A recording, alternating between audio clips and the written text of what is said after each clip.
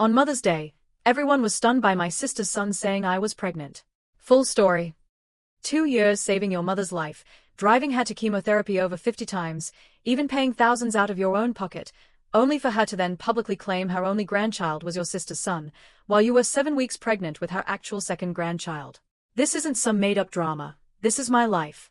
And when my baby finally arrived, the photo that went viral wasn't about me at all, but about a shocking twist of fate, and the unexpected person holding my daughter.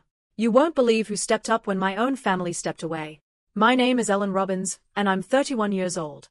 This all came to a head on Mother's Day, 2025. I was sitting alone in my kitchen in Columbus, Ohio, hands trembling, just 7 weeks pregnant with my first child. 2 devastating miscarriages had nearly broken me, and this pregnancy felt so fragile, so terrifying. I opened Facebook, and there it was, my mother's post. A smiling photo of my sister's 2-year-old son, Tyler, with a caption gushing, "Blessed with the most beautiful grandchild, my heart is so full." No mention of me. No mention that I was carrying her second grandchild. Not a call, not a text, nothing. It felt like a punch to the gut. I had driven my mother to chemotherapy 52 times. I had paid $18,000 out of pocket when her insurance refused to cover it. I had held her hand through every single scan, every midnight fever.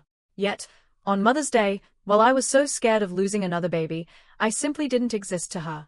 They had no idea that 7 months later, when I went into early labor, the person holding my newborn daughter in that delivery room wouldn't be them. And they definitely didn't know that the photo of my baby would explode to 20,000 likes in just 24 hours. Not because of me, but because of who was holding her. But to really understand, we have to go back to where this all began. January 2020. My mother, Carol, was diagnosed with stage 2 breast cancer at the Ohio State University Wexner Medical Center. I was 24, 2 years into teaching 3rd grade. My sister, Allison, was 29, living 1,200 miles away in Austin, Texas. The phone call came on a Friday afternoon. Mom's voice was shaking. "Ellen," she whispered, "they found something. Stage 2. I need you." I left school immediately. I drove straight to her house. That night, Allison texted me, "Can't fly in right now. Work is crazy. You're closer anyway." And that, my friends, became the pattern. I was closer. I was available. I was the one who could rearrange her life. What I didn't know then was that those countless drives to Wexner Medical Center would forever change how I understood the word family. 3 days later, I drove Mom to her first appointment with Dr. Rachel Brennan, her oncologist. Dr. Brennan was 48, a breast cancer survivor herself. She had this calm, steady presence that made you feel like everything had a plan. I brought a blue notebook, the kind I used for lesson plans. I asked a million questions. What stage? What's the protocol? Side effects? Medications? Timeline?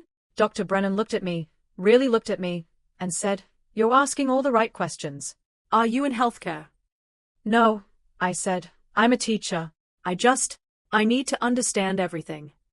Mom sat quietly, just looking scared. Dr. Brennan nodded. "Your mother is lucky to have you." Mom didn't say a word. Over the next 2 years, I filled that blue notebook with over 200 pages of notes, treatment plans, side effects, medication schedules, everything. The chemotherapy started in February 2020. Every 2 weeks for the first year, then monthly. I drove her to 52 appointments. Not 50, not 55, exactly 52. I counted, because I saved every single parking receipt. Each appointment took between 4 and 6 hours. Sit in the infusion room, watch the 4 drip, hold her hand when the nausea hit, drive her home, make sure she got inside safely. Let me tell you what one of those appointments was really like. The infusion room at Wexner smelled like chemical disinfectant mixed with something sweet and metallic. Fluorescent lights hummed. Mom sat in a blue recliner, and 4-line in her arm. I sat beside her, my blue notebook open. Around us, other patients slept or stared blankly at their phones. The chemo dripped slowly. Drip, drip, drip. Each drop was supposed to save her life, but it felt like it was killing her. After an hour, the nausea would hit. I'd hold a basin. Sometimes she'd throw up. Sometimes she'd just dry heave, body racked with tremors. I'd rub her back, whispering, "You're doing great, Mom. Almost done." I was a 3rd grade teacher, but in those moments, I was learning to be a nurse, a mother, and a daughter all at once. It was during this time that I met Nathan. Nathan Robbins. He's a firefighter and EMT. We met at a coffee shop near the hospital. He saw me with my notebook, asked what I was working on. I told him I was taking care of my mom through cancer. He didn't run. Most guys would have. But he stayed. In 2021, Mom needed surgery. Allison finally flew in for that. She stayed 48 hours. She posted 15 Instagram stories, praying for Mom, with photos of flowers, the hospital waiting room, her fancy coffee cup. Not a single photo of me, even though I'd been there every day for a week leading up to the surgery and stayed every night after. When Allison left, Mom beamed. It was so good to see her. My heart sank. I'd been there the whole time. Then the bills started coming in, late 2021. Mom's insurance covered about 70%. The remaining 30% came to $18,000. That was the out-of-pocket portion under her Obamacare plan with a high deductible. I filed it as a medical expense deduction, but I still had to pay the full amount upfront. Allison said she'd split it. I waited 3 months. Nothing. I texted her in December 2021. The bill is due. Can you send your half? Her reply, things are tight right now. Can you cover it first? I'll pay you back. I paid the full $18,000 on my Chase Sapphire credit card. 18 months at 0% April. I still have the receipt, saved in a Google Drive folder simply called Mom Cancer. Allison never paid me back. December 20th, 2022. Mom's oncologist declared her cancer-free. Remission. I drove her home from that appointment. She was crying happy tears. I was exhausted. Relieved, yes, but utterly spent. That afternoon, she posted on Facebook, cancer-free. So grateful for my family and Dr. Brennan. She tagged Allison. She tagged my dad, Douglas. She didn't tag me. I saw it in the car before I drove away from her house. My hands were shaking. I didn't comment. I didn't say anything. Mom asked if I was okay. I just mumbled, just tired. That night, Dr. Brennan sent me a private message. I saw the post. I know what you did. Thank you. I cried in my car after reading that. It was the only validation I got. 3 months later, March 2023, 2 things happened. Allison had a baby, a boy named Tyler. And Nathan asked me to marry him. I said yes. Mom flew to Austin to help Allison with the baby. She stayed for 3 weeks. When she came back, it was the weekend of my wedding. She stayed for 2 days. She didn't post a single photo from my wedding on Facebook. I can't stay long, she said at the reception. Allison needs me with the baby. You were just there for 3 weeks, I heard myself say. Well, she just had a baby, Ellen. Nathan looked at me from across the room. I could see it in his eyes. He was angry. But I just smiled and nodded. From March to December 2023, Mom posted 50 times about Tyler. First smile, first laugh, first steps. I followed along silently. Every post felt like a small cut. Not deep enough to bleed out, but enough to sting. Nathan started getting frustrated. She didn't even thank you, he'd say. Not once, not publicly. She said thank you in person, I'd reply, trying to rationalize. That's not enough, he'd insist. In October 2023, I got pregnant for the first time. I didn't tell anyone except Nathan. I wanted to wait until 12 weeks, until it felt safe. I didn't make it to 12 weeks. I didn't know then that this pain was just the beginning of greater shocks ahead. November 18, 2023. I miscarried at 9 weeks. It was a Saturday. Nathan held me on the bathroom floor. There was so much blood. Later, when Nathan hadn't made it home yet from his shift at the fire station, I knelt down to clean the floor. Blood mixed with tears on the white tile. I'm sorry, baby, I whispered. Mommy's so sorry. When it was over, I finally called my mother. Mom, I choked out. I lost the baby. A pause. Tyler was crying in the background. She was visiting Allison again. Oh, honey, I'm sorry, she said, her voice distracted. But you're young. You can try again. I have to go, Tyler's crying. The call lasted 3 minutes and 12 seconds. She never called back to check on me. Allison didn't even know I'd been pregnant. Mom never told her. I started paying attention to our family group chat after that. It was called Robin's Family. From March 2023 to November 2024, there were 203 messages about Tyler. 12 messages about me. 11 of those were me asking how everyone was doing. The one message about me that I didn't write myself was Dad saying congrats when Nathan and I got married. If you've ever felt invisible in your own family, comment, I see you right now. I'm reading every single comment. And if this story is hitting you hard, please take a second to hit like and subscribe so you don't miss what happens next. It truly helps me share these stories. In May 2024, I was named Teacher of the Year for my district by the Ohio Department of Education. There was a ceremony. Nathan came. My parents didn't. I called Mom to invite her. I won Teacher of the Year. The ceremony is Friday at 4. Oh, that's wonderful, she said. But Allison is in town with Tyler this week. We're taking him to the zoo on Friday. Okay, I said. Never mind. Nathan took a photo of me holding my certificate. He posted it on Facebook. 47 people commented congratulations. My mother liked the post. She didn't comment. I got pregnant again in June 2024. This time, I didn't tell my mother. I only told Nathan and Dr. Brennan. Yes, Dr. Brennan. Over the 2 years of Mom's treatment, Dr. Brennan and I had stayed in touch. She checked in on me. She knew I'd miscarried. When I told her I was pregnant again, she simply said, "I'm here if you need anything." August 3, 2024. I miscarried again at 11 weeks. I was in my kitchen making breakfast. The bleeding started. Blood on the kitchen floor. I was on my knees, trying to clean it up, tears streaming down my face while Nathan was at the fire station. I called him. He was there in 12 minutes, still in his uniform. I didn't call my mother this time. I didn't see the point. Dr. Brennan came to the hospital. She sat with me for an hour. She didn't say much. She just sat there. That meant more than any words. I'm not telling them anymore, I told Nathan that night. They don't get to know. In October 2024, I got pregnant for the third time. I didn't tell my family until April 2025, when I was 6 months along and couldn't hide it anymore. I posted in the family group chat, "Nathan and I are expecting in December."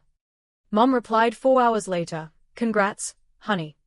Allison replied 6 hours later, "That's great." Dad replied 10 hours later, "Good news." That was it. No one asked if it was a boy or girl. No one asked when the due date was. No one asked how I was feeling. Nathan read the messages over my shoulder. He picked up my phone and threw it across the room. Are you kidding me? This is how they react. I picked up the phone. The screen was cracked. "I told you," I said. "They don't care." In early May, my friends threw me a baby shower. I invited Mom and Allison. Mom said she couldn't come. "I'm already flying to Austin that weekend," she said. "Tyler has his second birthday party on the 5th. My baby shower was May 3rd. Tyler's birthday was May 5th. She chose Tyler. 23 people came to my baby shower. There were 2 empty chairs at the family table. One for Mom, one for Allison. My friend Sarah asked, "Where's your family?" "They had other plans," I said, a bitter taste in my mouth. And then came Mother's Day. May 11, 2025. I was 7 weeks pregnant, still in that terrifying first trimester where anything could go wrong. I told my mother about the pregnancy 3 weeks earlier. She knew. That Sunday morning, I woke up and checked my phone. 8:03 a.m. My mother had posted a photo of Tyler hugging her. The caption, "Blessed with the most beautiful grandchild." My heart is so full.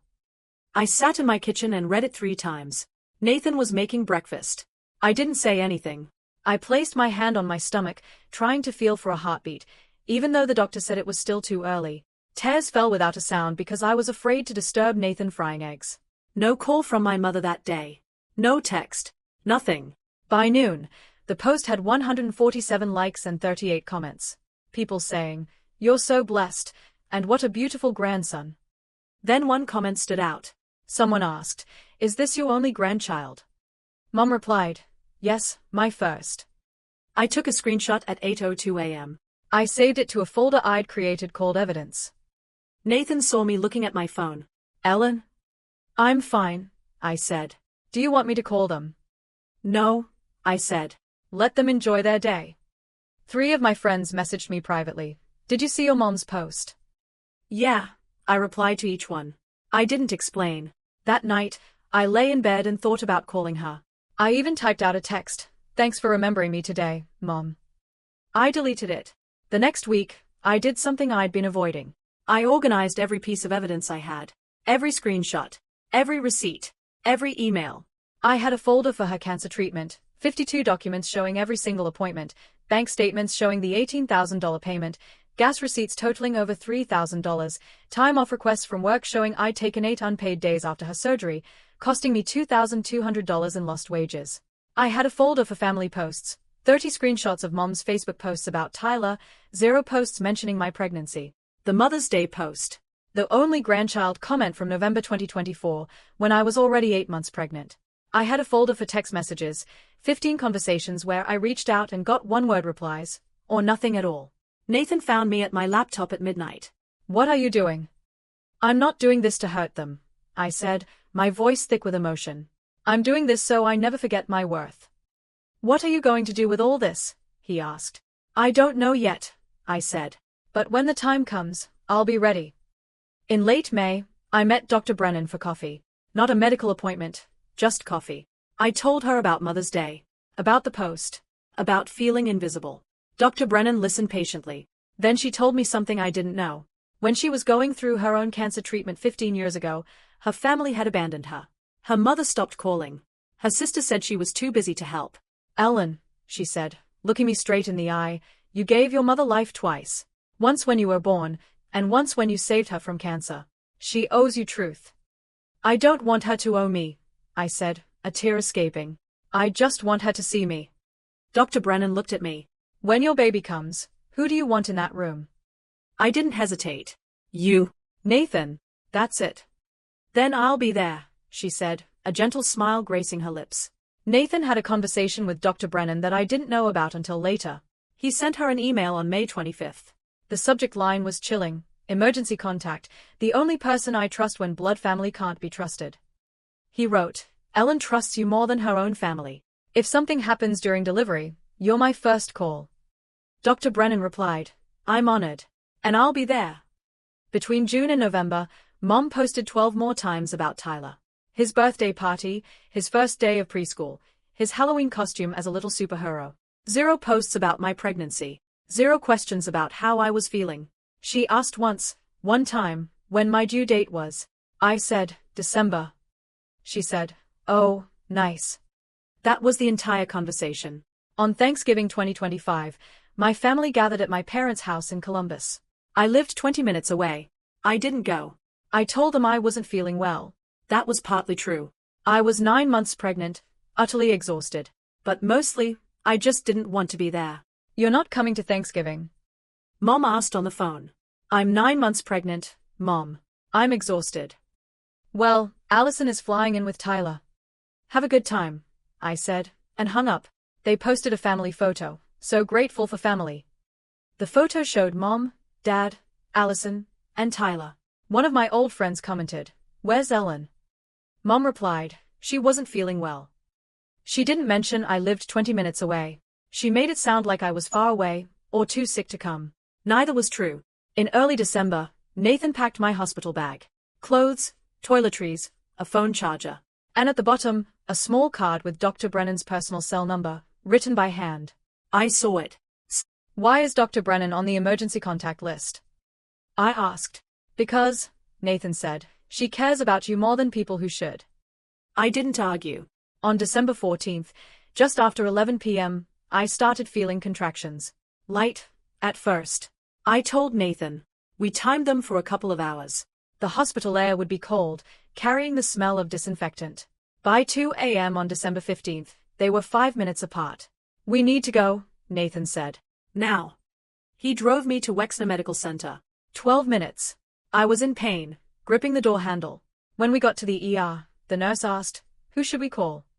Just my husband, I said. No one else. By 6:15 a.m., I was in the labor and delivery room. The contractions were getting stronger. I made a decision. I was going to give my mother one last chance. I called her on FaceTime. She declined after 3 rings. A text came through a minute later, busy with Tyler right now. Call you later. I read it. My hands were shaking. Nathan saw the message. Are you serious? He asked, his voice strained. It's okay, I said. I already knew. I handed him my phone. Don't let me see it again until after she's born. At 7:30 a.m., Dr. Brennan walked through the door. She was in casual clothes, a blue cardigan, jeans. She was holding a bouquet of yellow tulips. I heard someone's having a baby today, she said, her smile genuine. I started crying. You came? Of course I did, she said. I wouldn't miss this. The nurse asked, are you the grandmother? Dr. Brennan looked at me. I nodded. She's family, I said. The next 2 hours were a blur. Contractions, pain, breathing, Nathan holding one hand, Dr. Brennan holding the other. At one point, I cried out, I can't do this. Dr. Brennan squeezed my hand. You drove me to chemo 52 times when your mother thought she was dying, she said, her voice firm. You can do anything. At 9:14 a.m., my daughter was born. 6 pounds, 3 ounces, 19 inches. A healthy cry. Perfect. They placed her on my chest. I looked down at her tiny face. Hi, baby, I whispered. I'm your mom. Nathan cut the umbilical cord. He was crying. I was crying. Dr. Brennan was crying. After they cleaned us both up, after I'd rested for a bit, Dr. Brennan asked, "Can I hold her?" Of course, I said. Nathan handed her the baby. Dr. Brennan sat in the blue rocking chair by the window. Natural light streamed in. She looked down at my daughter and smiled. Nathan took out his phone. Can I take a picture? Yes, I said. His tiny baby, the morning light, the smile on her face. Pure love. Dr. Brennan looked at me. She's perfect, just like her mother. Thank you for being here, I said. You didn't have to. Yes, I did, she said. Then she pulled out her phone. Ellen, can I share this photo? I'd like to tell people what real love looks like. I thought about it for maybe 3 seconds. Then I said, yes, please do. But before she posted it, she did something I wasn't expecting. She opened Facebook on her phone and pulled up my mother's page. She found the Mother's Day post. Ellen, Dr. Brennan said, I want you to hear this before I post. She paused for a second, then said quietly, Ellen, I was abandoned by my own blood family when I had cancer 15 years ago. Today, I won't let history repeat itself with you. She read the caption out loud, blessed with the most beautiful grandchild. My heart is so full. She looked at me. This was on Mother's Day. You were 7 weeks pregnant. You told her 3 weeks before. 2 weeks ago, she told someone on Facebook that Tyler was her only grandchild. And this morning, when you went into labor, she declined your call because she was busy with Tyler. Is that right? I nodded, tears blurring my vision. Then the world needs to know what real maternal love looks like, she said. She typed out a caption, then showed it to me before posting. It read, 2 years ago, Ellen Robbins sat in my office and asked every right question to save her mother's life. She drove her mother to chemotherapy 52 times. She paid $18,000 out of pocket when insurance wouldn't cover it. She never missed an appointment. She held her mother's hand through every moment of fear. Today, I held her daughter, Natalie. This is what real maternal love looks like. Showing up when it's hard, sacrificing without recognition, and loving without condition. Ellen, you are the mother I hope Natalie becomes. She tagged the Breast Cancer Advocacy Foundation. She tagged Wexner Medical Center. She set the location as Ohio State Wexner Medical Center Labor and Delivery. Post it, I said. She posted it at 2:47 p.m. on December 15, 2025. Within 15 minutes, it had 50 likes. Within 30 minutes, 150. Within an hour, 500. Dr. Brennan had 5,000 friends on Facebook, the maximum allowed, plus another 30,000 followers. The 2025 Facebook algorithm prioritized posts from verified medical professionals and posts with high early engagement, pushing her content to the top of news feeds across the medical community and cancer survivor networks. By 3 p.m., the post was being shared in oncology nurse groups. By 6 p.m., the comments were flooding in. I've seen this too many times. Caregivers who give everything and get nothing back. Thank you for naming it. This breaks my heart. Where was her mother? Ellen sounds like an extraordinary person. By 6 p.m., the post had 3,000 likes and 400 shares. Then someone tagged my mother. A mutual friend shared Dr. Brennan's post and wrote, Carol Robbins, this is beautiful. You must be so proud of Ellen. More comments came. Carol Robbins. Ellen sounds like an amazing daughter and mother. You raised her well. I didn't see any of this yet.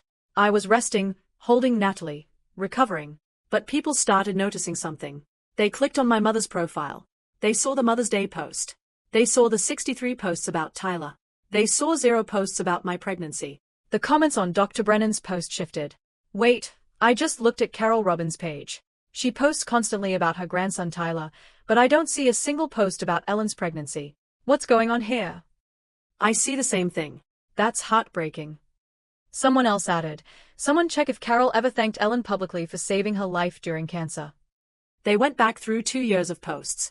They found the remission post from December 2022, cancer-free. So grateful for my family and Dr. Brennan. She tagged Allison and my dad, not me. 20 people commented on Dr. Brennan's post with screenshots. By 9 p.m., cancer survivor communities were rallying. The hashtag #InvisibleCaregivers started trending in those circles. My daughter took care of me for 3 years during my cancer. I make sure to thank her publicly every single day. This mother should be ashamed. Ellen deserves better. By 11 p.m. on December 15th, the post had 15,000 likes, 2,100 shares, and over 800 comments. A local Columbus News blog picked it up. Ohio teacher's viral birth photo sparks conversation about family dynamics. The blog, Ohio Life, ran the headline. Ohio teacher's viral birth photo sparks #InvisibleCaregivers movement. The hashtag was trending in cancer survivor groups and teacher forums nationwide. At 11:03 p.m., my phone rang. It was my mother. I looked at the screen. Nathan was sitting next to me. You going to answer? No, I said. She left a voicemail. I listened to it the next morning. Ellen, people are tagging me in some post about you and the baby. I don't understand what's going on. Call me back. The rest of the morning? 15 missed calls from Mom. 8 from Allison. 3 from Dad. 28 text messages. I read them all. Mom. Ellen, why didn't you tell me you were in labor? Why is some doctor posting about our private business? People are saying horrible things about me. Call me now. Allison. Ellen, what is going on? Mom is freaking out. Dad. Honey, please call your mother back. Not one of them asked how the baby was. Not one asked how I was feeling. Not one asked Natalie's name or her weight or if she was healthy. Every single message was about them, their embarrassment, their image. I took screenshots of all 28 messages. I saved them to a folder called Aftermath. On December 17th, my mother deleted the Mother's Day post, but it was too late. People had been screenshotting it and posting it in the comments of Dr. Brennan's photo for 2 days. Someone commented, "Notice Carol deleted her Mother's Day post where she called Tyler her only grandchild while Ellen was 7 weeks pregnant. The internet doesn't forget." They attached the screenshot I'd taken at 8:02 a.m. on May 11th. Other people had saved it, too. Another comment, "Deleting it doesn't delete the damage, Carol." On December 18th, Nathan and I came home from the hospital with Natalie. Nathan set a strict rule, no visitors except Dr. Brennan and his fire crew. That afternoon, my father showed up at our door. Nathan answered. "I need to see Ellen," Dad said. "She's not ready," Nathan replied. "I'm her father." "Then you should have acted like it," Nathan said, and didn't let him in. Dad left an envelope on the doorstep. Inside was a check for $500 and a note for the baby. "I'm sorry." Over the next few days, I did something I needed to do. I read all 26 calls and 28 text messages again. Slowly, I highlighted certain phrases. Not one person asked about Natalie. Not one asked if she was healthy, how much she weighed, if she was sleeping okay. Every message was about their feelings, their reputation, their embarrassment. Why are people saying I'm a bad mother? This is so embarrassing. People are talking about our family. Nathan read over my shoulder. "You know what you have to do." "Yeah," I said. "I do." I spent 3 days writing an email. 892 words. I edited it 5 times. Nathan read every draft. On January 22, 2026, at 10:14 a.m., I sent it to my mother. I CC'd Allison and my father. The subject line was, "What I need you to understand."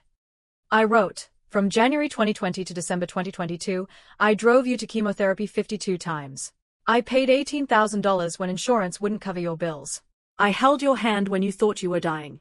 Allison flew in 3 times in 2 years, each visit 48 hours. When you went into remission, you posted that you were grateful for family and Dr. Brennan. You tagged Allison and Dad. You didn't tag me. You didn't name me, not once, not publicly. And then on Mother's Day 2025, while I was 7 weeks pregnant with your second grandchild, a pregnancy I told you about 3 weeks earlier, you posted that Tyler was the most beautiful grandchild, and your heart was so full. You didn't call me. You didn't text me. 2 weeks before I gave birth, you told a stranger on Facebook that Tyler was your only grandchild. When I went into labor on December 15th, I called you. You declined the call and texted, "Busy with Tyler. Call you later." I didn't call later. I called someone who actually showed up. Dr. Brennan, the oncologist whose life I helped save you through treatment. That photo that went viral? That wasn't about humiliating you. That was about honoring the person who saw me when you didn't. I'm not asking you to grovel. I'm asking you to tell the truth. The same people who saw you celebrate Tyler need to see you acknowledge what I did for you. And we need professional help to rebuild this, if you even want to rebuild it. Here are my conditions. 1. A public acknowledgement on Facebook about the care I provided during your cancer treatment. Not a vague apology.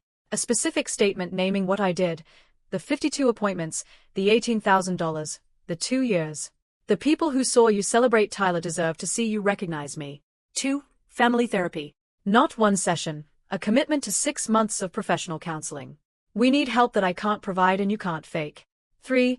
No contact with Natalie until the first 2 conditions are met. You will not meet my daughter, hold my daughter, or be called grandma until you prove that you see me as your daughter. If you can't do this, I understand. But you will not have access to my daughter until you prove that you see me as your daughter. I don't regret the money. I don't regret the time. I'd do it all again because that's who I am. But I do regret waiting for love from someone who never learned how to give it. Natalie will never experience that. I'll make sure of it. I hope you choose to do the work, but if you don't, I'll be okay. Because I've already built the family I need. Ellen. I hovered over the send button for 30 seconds. Nathan stood behind me, his hand on my shoulder. Ready? Yeah. I clicked send. I didn't check my email for 24 hours. When I finally looked, there were 3 replies. Mom's was 365 words long. Defensive. Deflecting. I never meant to hurt you. I was just so excited about Tyler. You know I love you both equally. I don't understand why you're making this so public. This is between family. I'm your mother. I deserve respect. She didn't mention the $18,000. She didn't mention the 52 appointments. She didn't mention any of the conditions I'd set. She just defended herself and asked for respect. Allison's was shorter. I didn't know it was this bad. I'm sorry you feel this way. Not sorry for what she did. Sorry I felt bad. Dad's was different. Can we talk in person? I want to make this right. I read all 3. I closed my laptop. I didn't reply. Nathan asked, "What now?" "We wait," I said. On January 25th, Mom posted a vague apology. On Facebook, "I've made mistakes as a mother. I'm sorry to anyone I've hurt. Family is complicated. I'm learning and growing. Please respect our privacy." Comments were turned off. She didn't name me. She didn't mention cancer or caregiving or the $18,000. It was the kind of apology that says nothing. I sent her a reply. "That's not the acknowledgement I asked for. I asked you to name what I did. The 52 drives, the $18,000, the 2 years. Saying I made mistakes is not the same as saying Ellen saved my life. I'm not trying to punish you. I'm trying to give you a chance to see me, but you have to actually do the work." She read it. She didn't reply for 3 days.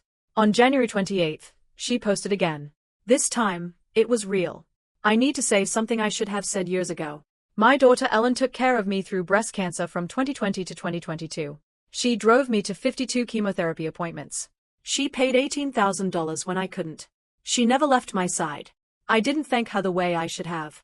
I didn't acknowledge her sacrifice publicly. I was wrong. I'm sorry, Ellen, and I'm working to be better. She tagged me. She left comments on. It was public. The post got 340 likes and 78 comments within an hour. Most of them said, "It's about time." Some said, "I hope Ellen forgives you." A few said, "This took courage." I read it 3 times. I cried. Nathan asked, "Is that enough?" "It's a start," I said. The next day, January 29th, Mom sent me an email with links to 3 family therapists in Columbus. "I found these. Will you come with me?" I replied, "Yes, but I need you to commit to 6 months." "I will," she replied. "I promise." We booked the first session for February 10th, 2026, at 2 p.m. Dr. Helena Foster at Columbus Family Therapy Center. Allison sent 5 more emails over the next week. All of them said some version of, "I didn't know." None of them said, "I should have shown up." On January 30th, I sent her one final message. "You knew I existed. You chose not to ask. That's enough for me to know. Goodbye, Allison." I blocked her number. I unfriended her on Facebook. I was done. Nathan asked, "You okay with cutting her off?" "She cut me off first," I said. "I'm just making it official." Dad was different. He sent a private message. "I should have protected you from your mother's favoritism." "I didn't. I'm a coward. I'm sorry." "I don't expect forgiveness, but I want to do better." I wrote back, "I appreciate that, but you have to show it, not just say it." "Can I meet Natalie?" he asked. After the first family therapy session, I said, "If you show up and participate." He showed up on February 10th. He was early. He brought flowers. In early February, something unexpected happened. I started getting messages from strangers. Over 200 of them. Caregivers who'd seen Dr. Brennan's post. People who'd taken care of sick parents, sick spouses, sick children, people who'd never been thanked. I took care of my dad for 5 years and no one ever acknowledged it. Thank you for speaking up. I'm a nurse and I see this every day. The invisible caregivers. You gave them a voice. I cried when I saw your story. I felt seen for the first time. I forwarded 20 of those messages to Dr. Brennan. She told me her foundation had received over $15,000 in donations in 2 weeks because of the post. You started something important, Ellen. I just told the truth, I said. Dr. Brennan came to visit us every week in February. She'd bring coffee, sit with me and Natalie, give me parenting tips, hold the baby while I showered or napped. One afternoon, she was holding Natalie in the rocking chair. She looks like you, she said. Everyone says she has Nathan's nose. But she has your strength, Dr. Brennan said. I can tell already. I asked her something I'd been thinking about for weeks. Can Natalie call you Grandma Rachel? Dr. Brennan looked up at me, her eyes wet. I'd be honored. On February 8th, Nathan's fire crew threw us a late baby shower. 15 firefighters and their wives showed up at our house. They brought gifts worth probably $800. Diapers, clothes, a crib mobile, a meal train for 2 weeks. The fire captain, a guy named Mike, handed me an envelope. Nate's family, so you and Natalie are family, too. One of the firefighters' wives pulled me aside. She was a teacher, too. We look out for our own, she said. You're not alone. I cried again. I'd been crying a lot, but these were different tears. In mid-February, I went back to teaching. My third graders had made 23 handmade cards. Welcome back, Miss Robbins. They'd drawn pictures of babies, hearts, flowers. One of my students, a little girl named Emma, handed me a card that said, "You're the best mom and the best teacher." I hung all 23 cards on my classroom wall. One evening in late February, I sat alone with Natalie. Nathan was at the fire station on a 24-hour shift. Snow was falling outside our window in Columbus. Light, soft flakes. Natalie was 7 weeks old, the same age I'd been pregnant on that Mother's Day. I held her in the rocking chair, the same blue chair Dr. Brennan had sat in when she held Natalie for the first time. "Grandma, Carol is trying," I whispered to her. "I don't know if we'll ever be close, but I want you to know something. I'll never make you earn my love. You already have it. All of it. Just because you exist." I looked at the snow. I thought about the last year. The Mother's Day post. The 52 drives to chemo. The $18,000. The deleted FaceTime call. The viral photo. The 20,000 likes. The email. The boundaries. I got up and walked to my desk. I opened the drawer where I'd kept the hospital bill, the one from December 12, 2022. $18,000. I looked at it one last time. Then I put it back. I walked back to the rocking chair. Natalie was asleep in my arms. I thought about my family, the real one. Nathan, who'd been there through 2 miscarriages and never left. Dr. Brennan, who showed up when my own mother didn't. The fire crew who brought meals and gifts and called us family. My students who made cards with their small hands. My friends who asked the right questions and didn't look away. Nathan had asked me once if I was going to let Mom back in. I told him maybe, but she doesn't get to be Grandma until she earns it. Dr. Brennan is Grandma Rachel. Mom is Carol. For now. I made a list in my head, Natalie's family. Nathan, Daddy, Grandma Rachel, Uncle Fire Crew, Miss Ellen's students, Carol, conditional. That was our family. I said it out loud. This is our family. The next morning, I wrote in my journal, February 14, 2026. Valentine's Day, a day about love. I wrote, "Sacrifice isn't an invisible obligation. I don't need a viral post to know my worth. But sometimes the world needs to see the truth so that people like me, the caregivers, the givers, the forgotten ones, can be seen. I don't know if my mom will ever fully understand what she did, but I know I'll never do it to Natalie. I want to say something to you directly. If you're taking care of someone who doesn't acknowledge you, you have permission to stop. You have permission to set boundaries. You have permission to choose your own family.